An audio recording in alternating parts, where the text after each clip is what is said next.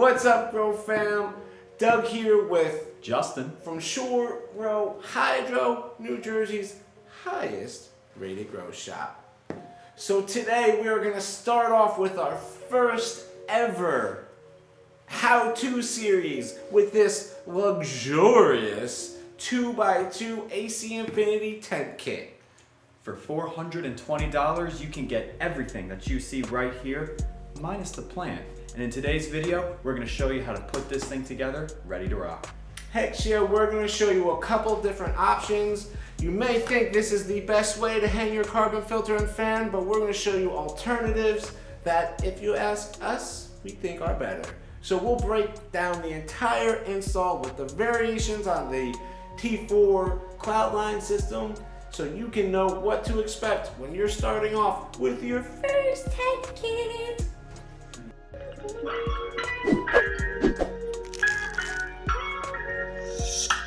So you just got your new 2x2 tent kit and you're ready to set it up. We have 4 considerations that we want to bring to your attention because it will make your life much easier.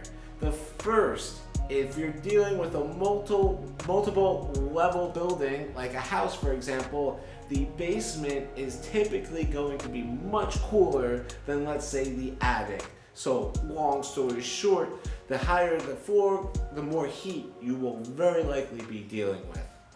Your second consideration is going to be how close to a window can you get this tent. Being near a window is going to help you exhaust that old air out into the open, as well as giving you an inlet to get fresh air into your tent. One of my biggest pet peeves is hauling 5 gallons. So if you anticipate moving a lot of water, keep in mind that if you have to drain, let's say you overwater, or when you do your feeding and watering, you're gonna have to be hauling some water. So the closer you are to your sink and therefore drain, the easier your life will be when you're not hauling water. And your last consideration is going to be a power outlet. Your light, your fan, they all need to be powered by something. So the closer you are to an outlet, the better you're going to be to make sure you're powered up without having wires all over the place. For larger tents, if you're ever running power cords, always go with a thicker gauge, especially with higher wattages, and try to keep that extension cord as short as possible. When you're running a lot of power, you don't want to be running it through a lot of excess cordage that you might roll up and bundle together so they can get nice and hot down the line. So those are the 4 main considerations to really think about before you go popping that tent up, because once that plant baby's in there, you're probably not going to want to disrupt their environment too much. Without further interruption, roll the film. What's up, everybody? I am Stinky the Skunk. Definitely not a raccoon. So, as Doug and Justin start to set up this tent, you can see they're just assembling the parts, the tent poles. With this setup, it's a 2x2 by 4 feet tall, so it's relatively painless to install. There's an A, B, and C pole, so this part is a dream. The trickier part of the tent install is the part where you're about to see, where we stretch the skin of the tent over and around the skeleton. So if you find that it's not working for you, check your corners. They tend to get bound up when you're trying to stretch it over the skeleton. And take your time.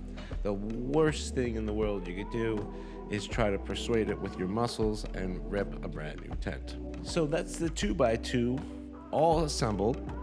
Next thing we will be doing is installing the ventilation system. So we'll be installing the T4 AC Infinity Cloudline. It goes very well with the AC Infinity brand tents. As you can see, Justin just put the metal plate on, which is going to house the controller, or he'll screw it in very shortly. Right about meow. Wait, I'm a skunk. I don't meow. So, anyway, installing the T4 system, like we previously mentioned, we're doing 2 different versions. We're going to do the exterior mount and we're going to do the interior mount. So we just put up a 2x4 to stimulate a stud beneath the drywall in your house. So when we're mounting the T4 to the exterior of the tent, first thing we're going to do is remove the fan from the housing unit. Once we do that, we'll be able to screw the housing unit into the wall. Be sure to get a stud when doing this. You do not want to Bobo attach a moving fan to drywall, because eventually, over time, it will loosen the drywall and it will very likely fall, and you're gonna have a bad time. So as you can see now, I mounted the housing unit and I'm checking it, and it does not look right because my dumbass did not check the arrows on the fan. So the housing unit and the actual middle fan itself both have arrows on them that dictates which way the fan will blow. So before you screw it in, be sure to check those arrows, align them up properly, because it sucks when you put it all together and you have to take it all apart like I just did. Learn from my mistakes. Now would be a great time to mention, when doing something like this, we are exterior mounting the carbon filter, which essentially means we are going to blow in, up, and out. It's going to suck in from the bottom, from the tent, and it's going to go blow out into the carbon filter.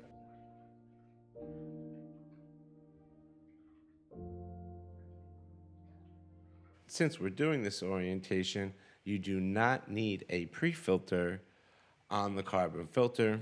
If you put it on and when you're blowing into the carbon filter, all it's going to do is restrict CFM.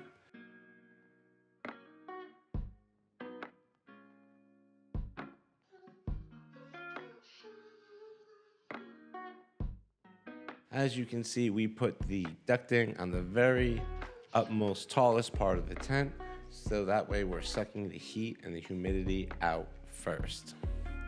Now that the carbon filter fan system is all assembled, you can see Justin going in there right now and hanging the light.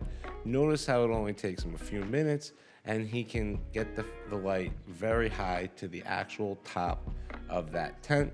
If you look on the left side, there's a very short gap. And this is the main reason why we mount the carbon filter to the exterior of the tent, because it buys you 8 to 12 inches of height space inside of that already short, i.e. 4-foot tent. So it is very, very important to get that if you plan on having, so it's very important to have that extra 8 to 12 inches. So now we're beginning option 2, which is involving hanging the carbon filter and the intake fan inside of the tent, simply because not everyone has the option of hanging it outside of the tent.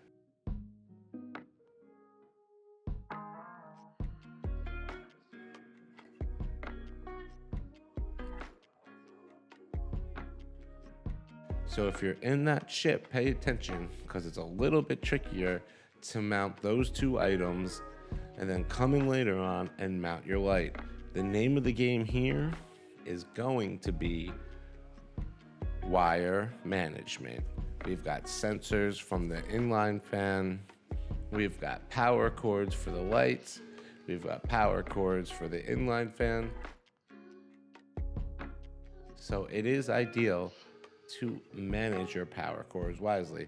And you see Justin here, he's like, oh man, how the heck am I gonna do this?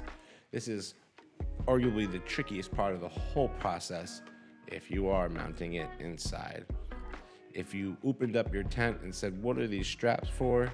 Not sure which part of the tent I went to.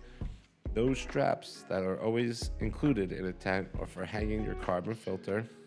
It's a nice thick nylon strap.